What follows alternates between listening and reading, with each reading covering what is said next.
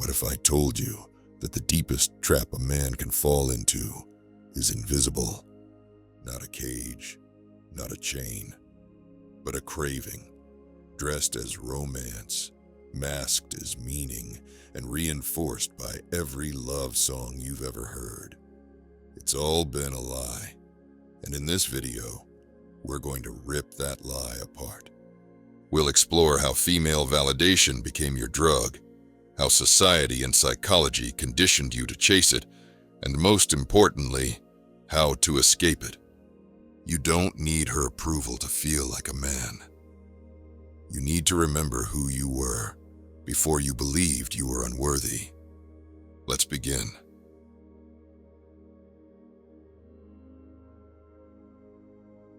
You think you're chasing her, but you're really chasing yourself, or rather, the self you lost long ago, the one you now believe only she can return. This is the lie, and this lie has taken more men than war, than addiction, than failure. You feel it now, don't you? That emptiness after you send a good morning text, and she doesn't reply. The way your stomach tightens when she pulls away, even slightly, as if the world has tilted off its axis. You're not crazy, you're conditioned. Conditioned to believe that her attention equals your worth, that her love is the final stamp of your manhood, that without her, you are unfinished, unchosen, unworthy. But what if I told you that this isn't love? It's submission? You've been taught to mistake her smile for salvation, to equate being wanted with being whole, to confuse the high of being noticed with the stability of being respected. And when it ends, as it often does, you don't just lose her. You lose yourself again. You scroll, you stalk, you spiral, waiting for a message, waiting for closure, waiting for permission to breathe again. That's the invisible trap. You gave away the authority to validate your existence to someone else.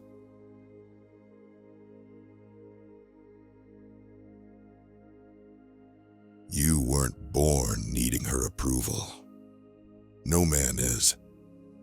What you were born with was a hunger, not for validation, but for mirroring, to be seen, to be named, to be known by the eyes of someone who delights in your existence. That's not weakness. That's the raw innocence of the masculine soul. But somewhere along the way, that mirror cracked. Maybe it was a distracted mother. Maybe a father who wasn't present, or who gave his approval only when you acted right. Maybe it was school, where you were taught that good boys get praise, and boys who cry or rage are punished or ignored. You learned early that your acceptance was conditional, and when you weren't sure who you were, when you felt unloved, unseen, you looked for that mirror in the next available place.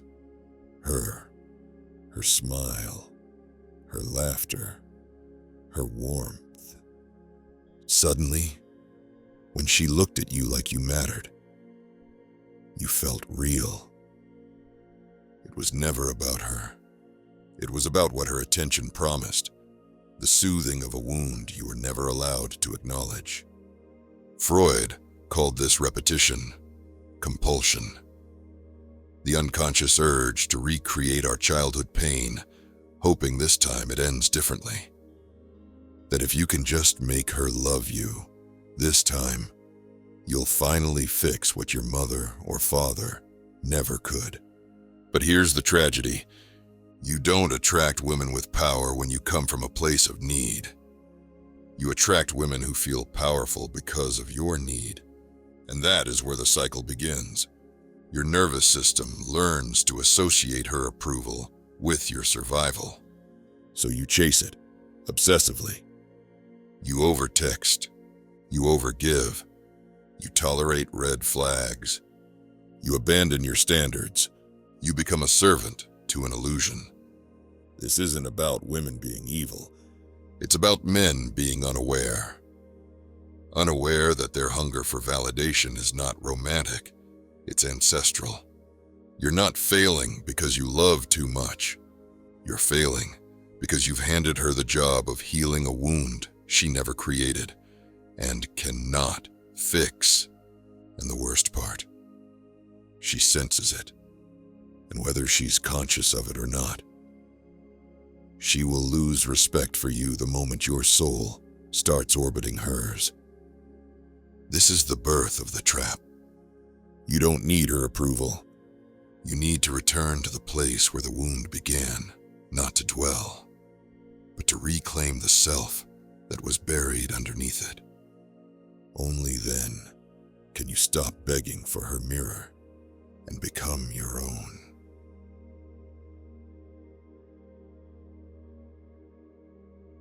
This didn't just happen in your personal life. The need for female validation didn't begin and end in your childhood wounds. It became a culture, a system, a currency. We live in an age where your worth as a man is now publicly audited, not by your character, your principles, or your inner vision, but by your appeal to women. It's everywhere. From TikTok trends that reduce you to your riz, to dating apps where you're measured, judged, and discarded with a swipe, to Instagram likes and validation loops, where a woman's response to you is more powerful than your own perception of who you are. You were born in a storm that tells you you're only a man if she chooses you. And when she doesn't, you spiral. Because society taught you something deadly. A man without female validation isn't just lonely, he's invisible. This is what Nietzsche warned about. The slave morality of modern man.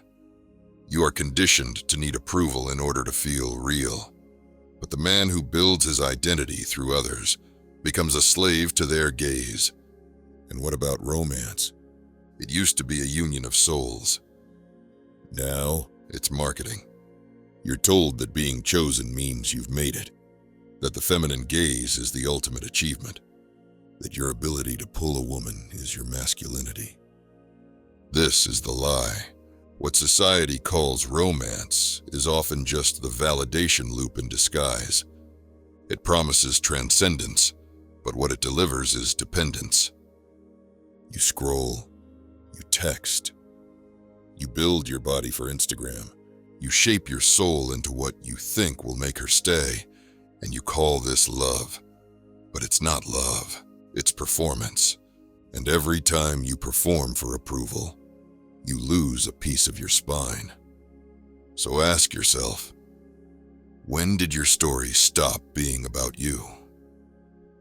When did you trade your inner compass for the hope of being chosen? And more importantly, are you ready to take it back? Because until you stop letting society define your worth by how attractive you are to women, you will stay in the storm, and she will always be the sun you never reach.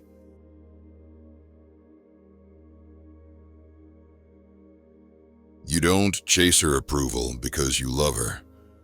You chase it because it hurts when you don't have it, and anything that hurts when it's missing can become an addiction.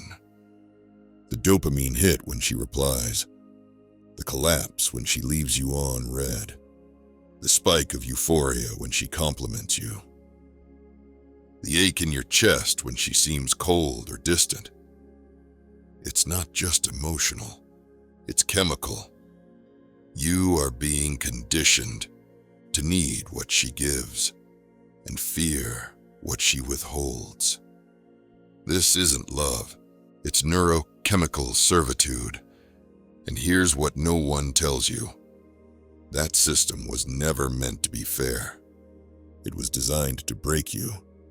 Because when your sense of self becomes tethered to her reaction, You're not just emotionally vulnerable, you're psychologically owned. Like a gambler at a rigged machine, you keep pulling the lever, hoping this time she'll love you enough. This time you'll be seen. This time it'll last. But the game is rigged. The house always wins. And you become the house's slave. Freud saw it early. He wrote that the male psyche often projects his ideal onto women, believing she holds the key to his identity. But she doesn't. She holds a mirror. And what that mirror reflects is your emptiness. The more you chase her approval, the more you abandon yourself. It's why some of you become anxious, others depressed. Some go cold and bitter, masking their need in mockery and hate. But deep down, it's the same pattern. You want something from her that she was never designed to give you. You want to feel complete. But that feeling doesn't come from being loved. It comes from being whole. And no one, not her, not your friends, not your followers, can give you that. Because approval is a hunger with no end. And the moment it defined you, it owned you.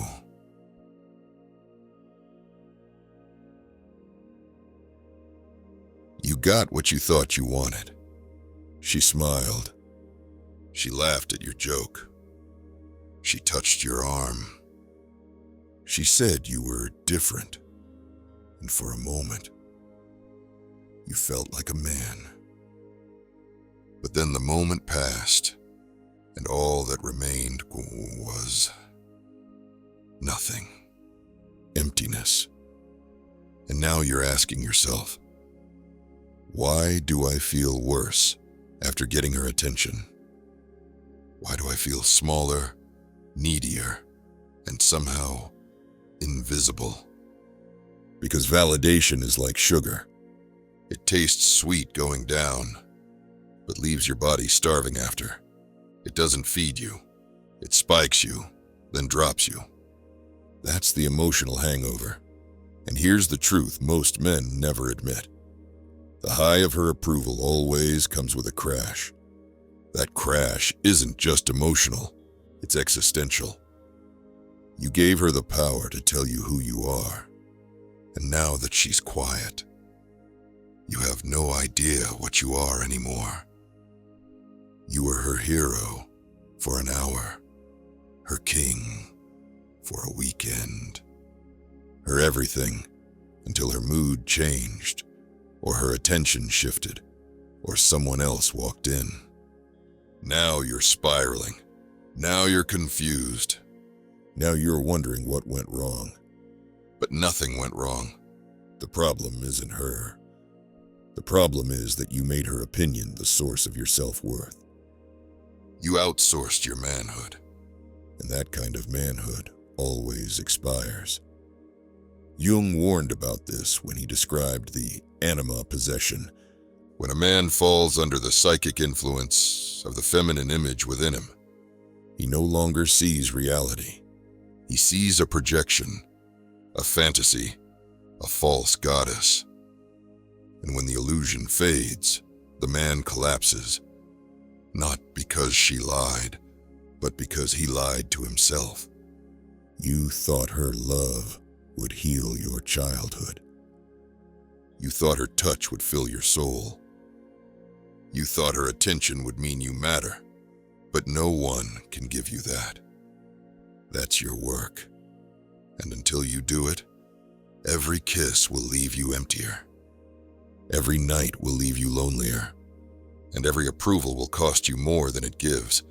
Because when you look to her to fix you, you're not a man, you're a beggar. And no matter how much she gives, it will never be enough. Not because she's wrong, but because the wound is yours.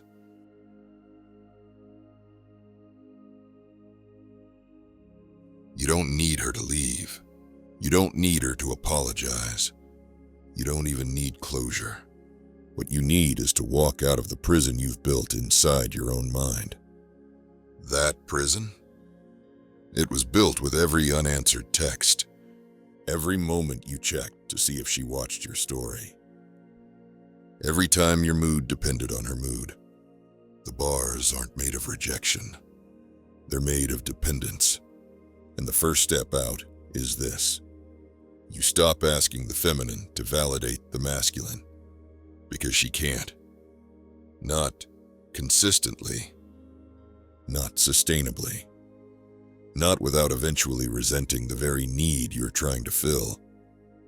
You're asking a mirror to give you a spine. You're asking water to give you a wall. It doesn't work. A man's value must come from the inside, or it will always be rented, never owned. Freud once said that men are not destroyed by what happens to them, but by what they believe it means about them. You believe her silence means you're not worthy. You believe her distance means you're not enough. You believe her absence means you have no value. But she's not the measuring stick. You are.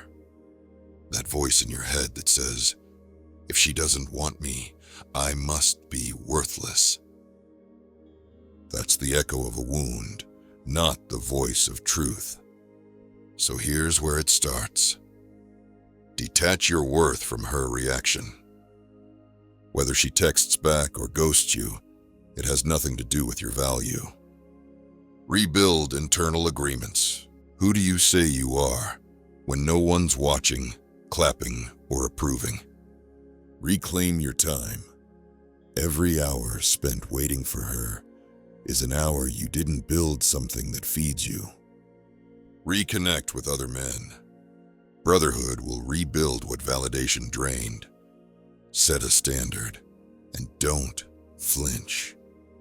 Decide who you are, and let the world and women rise or fall to meet it. This is the first step out of the trap. Not rage, not revenge, not a performance, just sovereignty. You return to yourself, not as a reaction to her absence, but as a declaration of your presence. And slowly, the need for her applause becomes silence. The ache for her attention becomes clarity. And the boy who chased becomes the man who chooses.